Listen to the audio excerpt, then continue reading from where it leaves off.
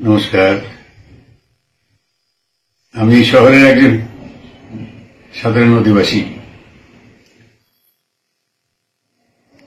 যে অবস্থার মধ্যে আমরা এই মুহূর্তে রয়েছি, আপনারা বুঝতেই পারছেন কোন অবস্থার কথা বলছি। মানে I just want to talk about the top of the city right now. 14 তারিখে আমি দেখেছিলাম মানে লক্ষ লক্ষ মা বোনেরা তারা একটা আওয়াজ তুলেছিল, জবাব চাই। এটা ভুলতে পারবো না কোনোদিন আমি, কারণ আমার জীবনে এই দৃশ্য আমি কখনো দেখিনি। সেই ব্যাপারে দুটো কথা বলতে চাই। যারা এই নিষ্ঠুর, দানবীয়, পাশবিক ঘটনা ঘটিয়েছে মনুষ্য সমাজে, তারা কিন্তু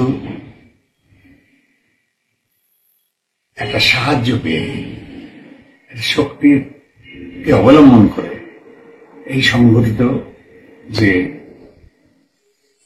অত্যাচারী বলবো, হত্যাকাণ্ড এটা ঘটিয়েছে, এটা সবাই বুঝতে পারছে যেটা এটা একটা সংগঠিত অপরাধ।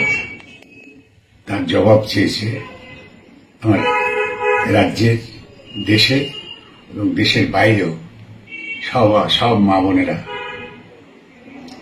তবে একটা কথা আমি বলতে চাই,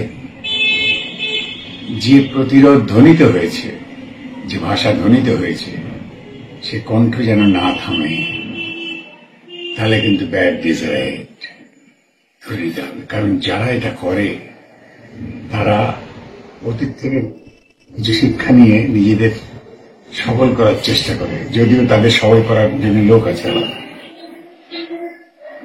তারা জানে যে মানুষ ভুলে যাবে, তাই কিছুদিন আমরা একটু ঘাপটি মেরে থাকি, তারপরে আবার সেই একই সহযোগিতায়, একই সাহায্য নিয়ে বুক ফুলে রাস্তায় বেরোব।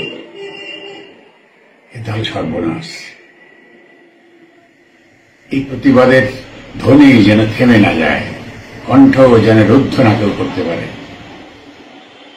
বিচার চাই, সতর্ক থাকতে হবে, বিচারের বাণী যেন নীরবে নিভৃতে না কাঁদে, তাহলে সর্বনাশ। আগামী প্রজন্মকে আমরা হায়না অধ্যুষিত একটি অন্ধকার জঙ্গল উপহার দিয়ে যাব, সেটা এখনকার অপরাধের চেয়ে আরো বড় অপরাধ হয়ে দাঁড়াবে।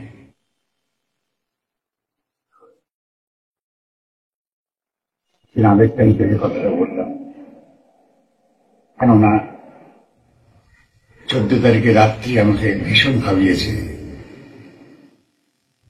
স্বাধীন দেশে পরাধীনতার শৃঙ্খল ভাঙার গান, সেই বঙ্গনারী সবার আগে। মাঝে মাঝে এই কদিন বিস্ময় প্রশ্ন জাগে যে এই দৃশ্য পৃথিবী কখনো দেখেছে আগে? না, দেখেনি। এই দৃশ্য যারা দেখেছে তারা সবাই এই কথাই বলবে যে মা বোনেরা, তোমরা কিন্তু থেমে থেকো না, তোমার পাশে অগণিত জনগণ আছে, মানুষ আছে। আর আমার এই ভাবনাটাকে শেয়ার করতে পেরে তোমাদের সঙ্গে আমি খুবই, কি বলবো, আমার তো এখন পৃথিবী ছাড়ার সময়, কিন্তু এত সহজে পৃথিবী আমি ছাড়বো না, তোমাদের সঙ্গে আছি। সবাই ভালো থেকো, সুস্থ থেকো আর সতর্ক থেকো। বিচারের বাণী যেন নীরবে নিভৃতে না কাঁদে। তোমাদের সবাইকে আমার আন্তরিক প্রণাম।